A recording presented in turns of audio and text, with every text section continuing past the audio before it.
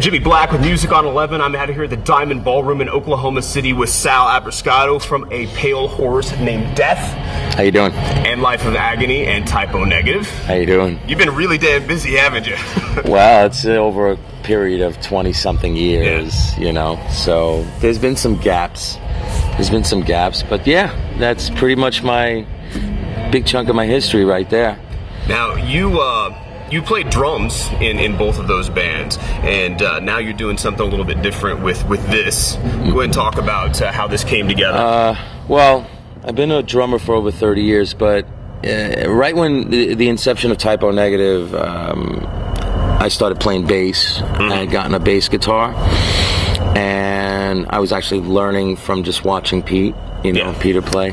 And then I bought guitars, and I was, just had an ear and affinity for, coming up with music and stuff. And so I always dabbled. And so really it was like the early 90s was when I got, started playing guitar as well.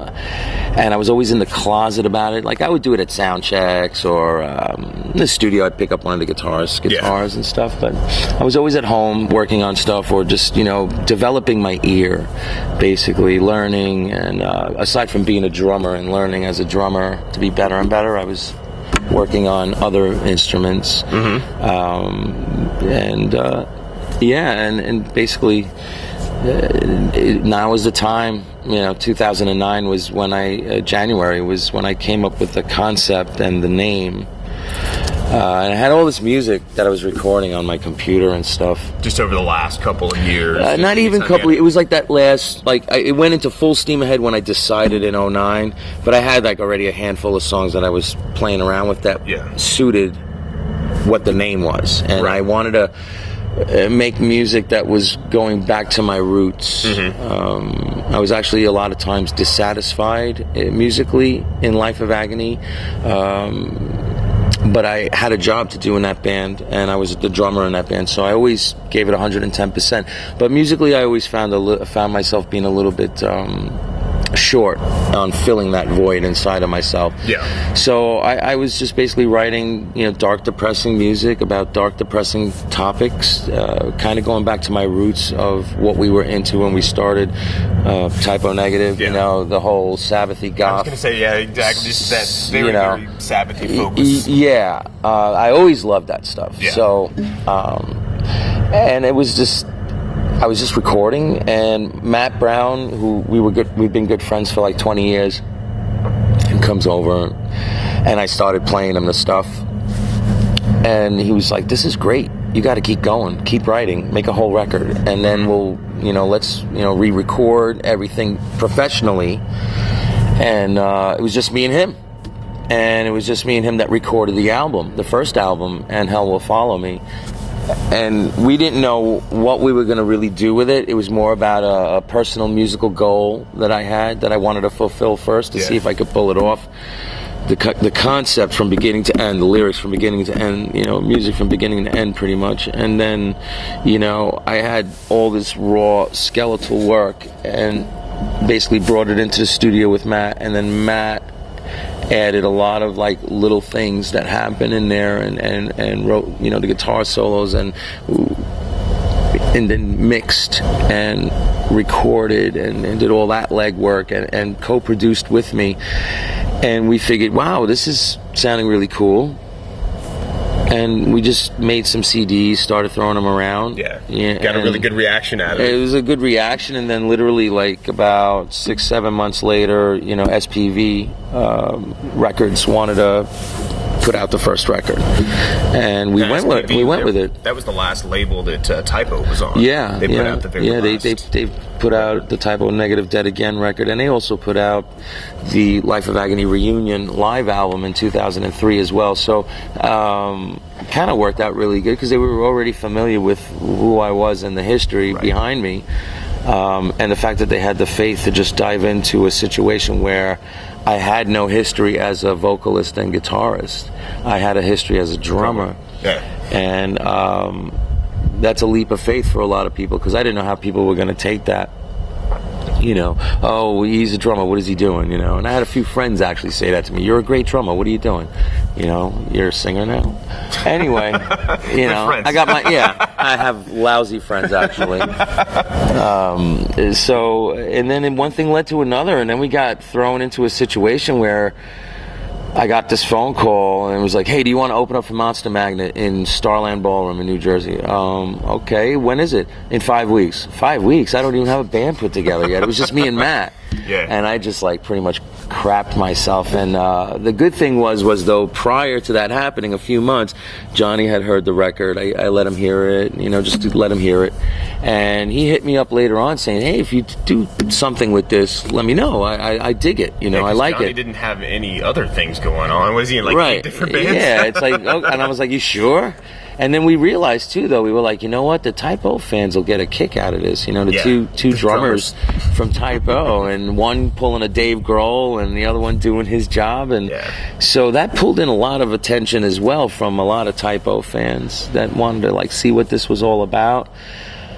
And one thing led to another. You know, we had Bobby Hamball from Biohazard. He did guest appearance on the first album with the guitar solos, and we actually called him to fly in and do the show with us. So he did a couple of shows, and he actually did the 2-week tour that we did, the first tour we did in Europe in 2011 in the summer.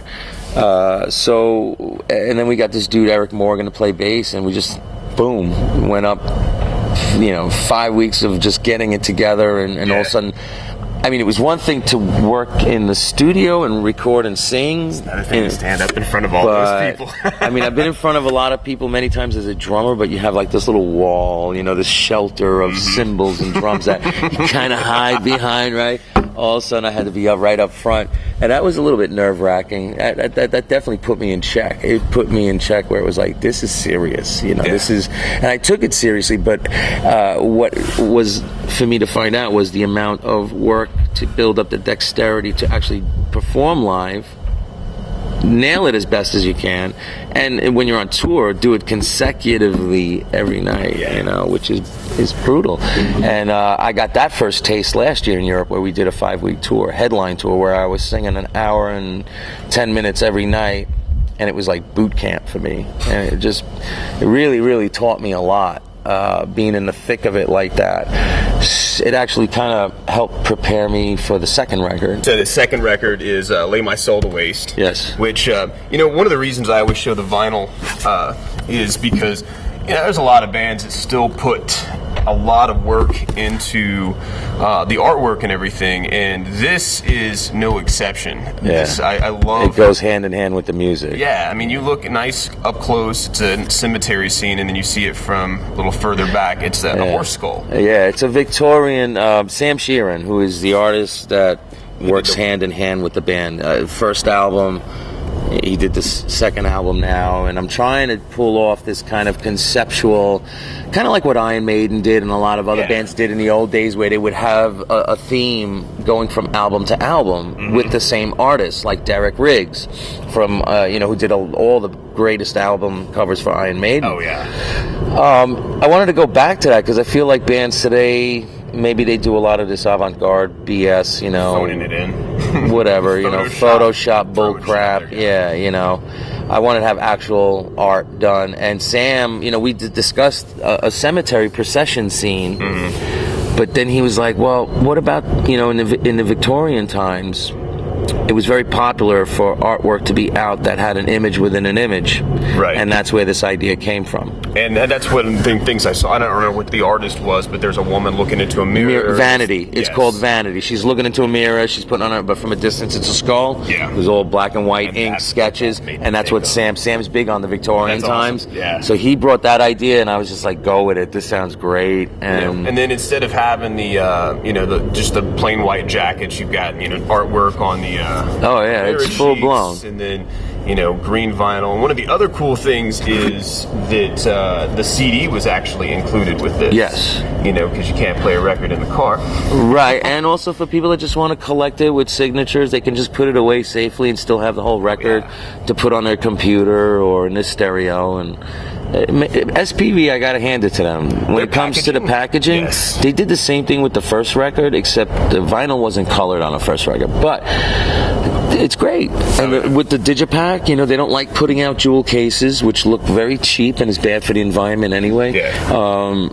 I gotta say, they're awesome when it comes to all of that. I was actually blown away in the beginning when they were like, no, Digipack, full-blown, 20-page booklet, you know. That's great. That's what makes people really want to seek it out. Yeah, because, I mean, anymore, we're at the age of downloading, and, you know, there's two different schools of thought now. Your older guys, you know, that I've talked to, you know, are like, it's stealing.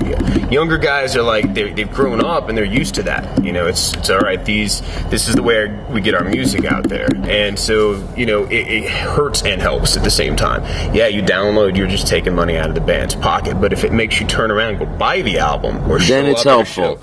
Right. Yeah, if it builds fans, but a lot of people just steal for the sake of stealing. Yeah, so having a product that you actually want to go seek out and buy, that makes a big difference, you know, and I actually got mine from Amazon, so they also sent me a download version of it too. So 2 days before I got the album, I was able to listen to it, you know, on my my iPod, and then I got this, I got the CD in the car, and then I can listen to the vinyl on the stereo. Yeah, so you get all three, and I think that that's great, and it was like $23. It's, you know, you can't go wrong. You know, so I think more bands should do that, but, you know, creating an actual package, and I like that idea, actually doing that. It only really works if you have something really good content, you know, really good subject matter to make it very interesting. Okay, so if people want to check out what you guys are doing, right now you're on tour with Danzig. Yeah. You guys are going to be doing that for how many weeks? This is actually the last week. We have 3 shows left. Okay. Including tonight in Oklahoma. Okay. So there's El Paso and then San Francisco, and then we're going to be on tour for like another 10 days on our own, doing like some small venues and stuff. Okay. Headlining. You can see all those dates on our website, www.aphlndeath.com, or you can go to Facebook /APHND. Okay. We're on Facebook, we're on Twitter, we're on Instagram. Just type in A Pale Horse Named Death and it'll come up. Any last words for your fans out there? Yeah, thank you so much for your support. You know, we can't do it without you, and just keep spreading the word, and we hope to see you at a venue near you. Keep it turned up to 11.